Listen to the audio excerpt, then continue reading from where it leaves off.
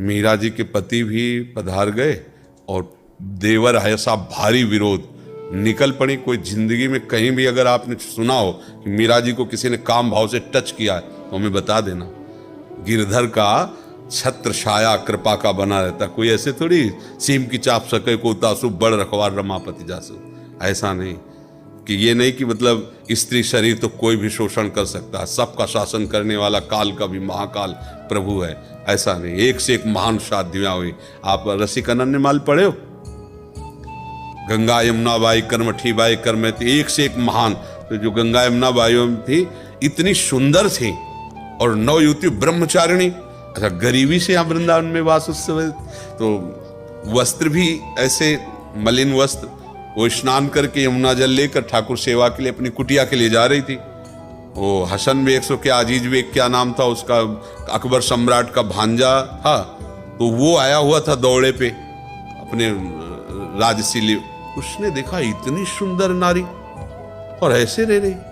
सैनिकों से मतलब जो उनके सलाहकार थे उनसे कहा कि ऐसे इतनी सुंदर, चूंकि भागवतिक सुंदरता होती है ना, और ब्रह्मचारिणी और भजन परायण तो तेज था।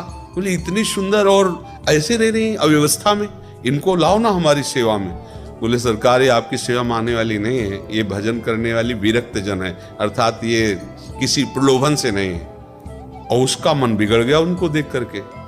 अब महल में गया, उसने 2 वैश्याएं बुलाई और कहा जितना धन चाहोगे देंगे, उनको यहां ले आओ। अब बाई जी को अगर प्रभावित कोई कर सकता है तो भगवत चर्चा, वो बड़ी चतुर थी वैश्याएं, आई और ठाकुर जी की चर्चा करना और सुनना और प्रणाम। अब रोज आने लगी। अब जो रोज आ पाओ तो एक परिचय हो जाएगा, फिर 2 दिन 4 दिन एकदम गोल हो जाओ, फिर आ पाओ तो क्या आपका स्वास्थ्य खराब था क्या, आप क्यों नहीं? ऐसे ही उन्होंने किया। तो उन्होंने पूछा कि आपका स्वास्थ्य खराब था, आप क्यों नहीं आए? तो उन्होंने कहा कि हमारे यहाँ एक बहुत बड़े संत आए हुए हैं, हम उनकी सेवा में थे और मुझे लगता है आपको भी दर्शन करना चाहिए। पहले उनका नहीं, सब संतों की कृपा से भजन चल रहा है वृंदावन से जाने। बोले मथुरा पास ही तो हम लिवा चलेंगे, बहुत सुंदर चर्चा होती भगवत चर्चा, और आप चलो, आप देखो प्रसन्न हो जाओगे, मेरी मित्रता के कारण चलो। तो संत हृदय उनका स्वीकृति दे दी। नई अवस्था थी, भजन में डूबी हुई। जी गई तो महल में बताया कि यहाँ, तो उनको लगा कि संत का महल और झोपड़ी से बराबर रहता है, जहाँ प्रभु रख दे।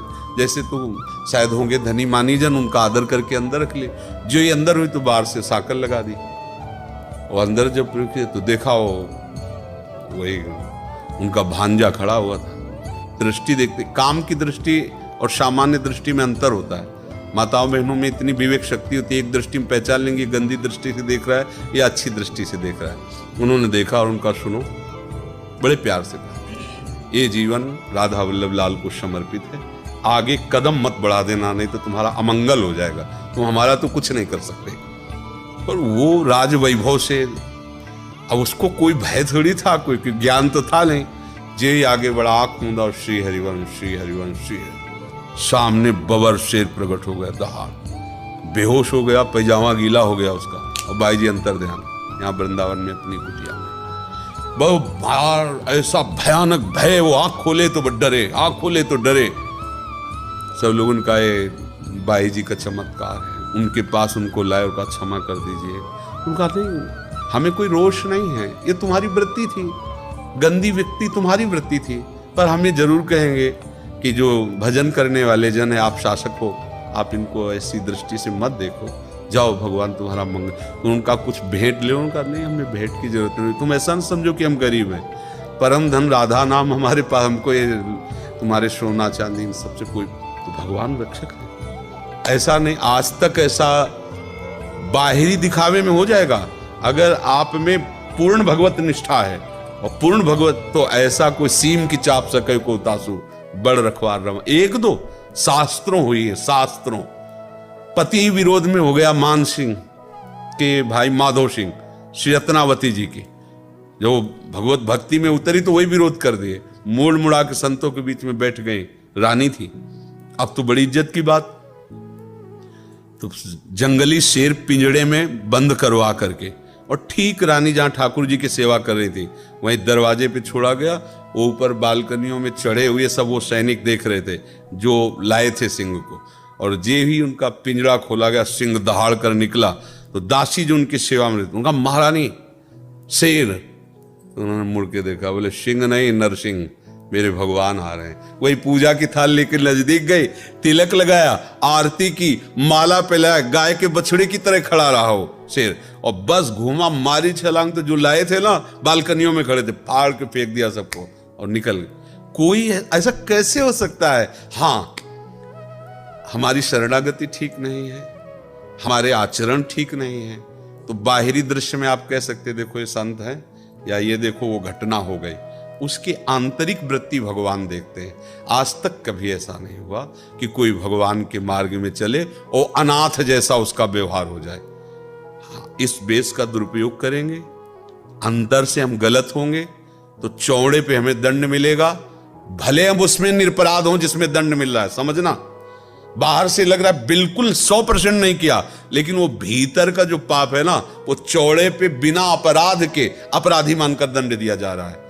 भगवान के विधान में कहीं कमी नहीं, पक्का समझ लो। ये बाहरी व्यवहार अलग है।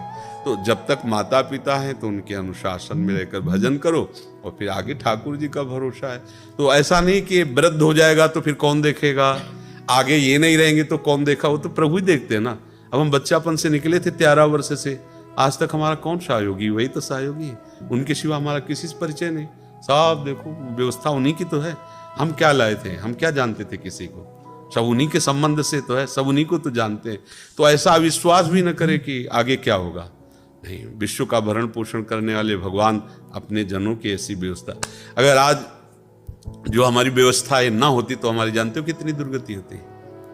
पीछे आज के 10-12 वर्ष पहले हम वही खा सकते थे जो मांगते हैं, जो मांग के लाए वही, अगर मांगने नहीं गए तो भूखे पड़े रहते थे कुटिया में। दवाई के लिए अगर है तो 4 घरों में जाकर वो ऐसे थे जिनसे हम पैसा लेते थे, फिर वो 1800 की महीने में दवा आती थी। आज लाखों रुपया महीने खर्चा है, दोनों किडनी फेल है, डायलिसिस होता है, दवाइयाँ, ये वो, क्या दशा होती, कौन मांगने से देता? लाडली जी ने कृपा कर दी तो देखो सैकड़ों लोग सेवा में, सब व्यवस्थाएं उन्हीं। अगर हम अपने बल से सोचते तो मांगने जाना होता था हमें दवा के लिए पैसा, और जब प्राण समर्पित कर दिए कि अब तो मरना ही है, हम गरीब बाबा जी के पास क्या, ना एक व्यक्ति है हमारे पास, ना 1 रुपया, ना 1 इंच जगह थी। जहां हम आश्रम में रुकते हो उनको पता चलता है इसकी किडनी खराब, तो निकाल दिए जाते कि भाई आश्रम में रुके हैं, बीमारी के पैसा लगाना होगा तो कि तुम्हारे यहाँ संत रह रहा, किडनी फेल है तो तुम उसकी व्यवस्था करो, धीरे से निकाल दिया जाता। सब हमें पता हो जाता कि हाँ हमारे साथ इसलिए ऐसा व्यवहार हो रहा है कि हमारे पास कोई है नहीं और कुछ नहीं है, ऐसा समझो। अभी आप जो देख रहे हो ये सब लाडली जी का है। इसी वृंदावन में सर्दी में जो गेहूं के बोरे सिल करके उनको हमने उड़ा है, मांग के रोटी पाया, जो मिली जैसी मिली है। अगर 5 रुपए की भी जरूरत है तो हमें किसी की तरफ देखना होगा, नहीं ऐसी हमारे पास व्यवस्था। आज हमारी क्या दशा होती, सोचो क्या दशा होती। दोनों किडनी खराब है, कोई पूछता नहीं, सड़ जाते। पर प्रभु उनको जब जो आवश्यकता, जब उनको ये करवाना था तो ऐसा, जब आज है तो ऐसे गोद में रखते हैं बच्चे, सब जवान बच्चे हैं, गोद में ऐसे रखते हैं। मतलब पानी एक पिला रहा तो मुंह एक पूछ रहा। कैसे तुम्हें बताएं ये सब कितना प्यार करते हैं? कौन प्यार कर रहा है? मेरे प्रभु, वही इस रूपों में प्यार कर रहे हैं। मांगने से कोई 100 रुपया थोड़ी देता है। कैसी व्यवस्था होती, श्री जी ऐसे करते कि हमें ये, हमारे यहाँ किसी को टेंशन नहीं कैसे चलता है। जब जो जरूरत है बिल्कुल वो ऐसे उपस्थित है, जैसे जादू से नहीं चलता, ऐसे जादू से चल रहा है। 250-300 लोगों का बाल भोग, 250-300 लोगों का राजभोग, 250-300 लोगों का शाम के शयन भोग, सबको दूध, सबकी बिजली व्यवस्था, सब के सब, किसी से कोई मांगना नहीं, कोई दान पेटी नहीं, कोई पर्चा नहीं, कोई जाएगा नहीं बाहर मांगने के लिए। जो आ गया आकाश से गिर गया उसी से हमारा भरण। तो इसलिए और बहुत अच्छे से प्रभु चला रहे। ये नहीं कह सकते कि हमें कोई भी टेंशन नहीं, जिस समय पानी पानी, जिस समय दूध दूध, जिस समय भोजन भोजन, हम ही को नहीं, जितने शरणागत है सबको। तो इसलिए ऐसा तो सोचे ही ना कि आज के बाद कल क्या होगा। जिसने आज व्यवस्था की माता पिता के रूप में, वही जगत का माता पिता कल हमारी रक्षा करेगा। हमारी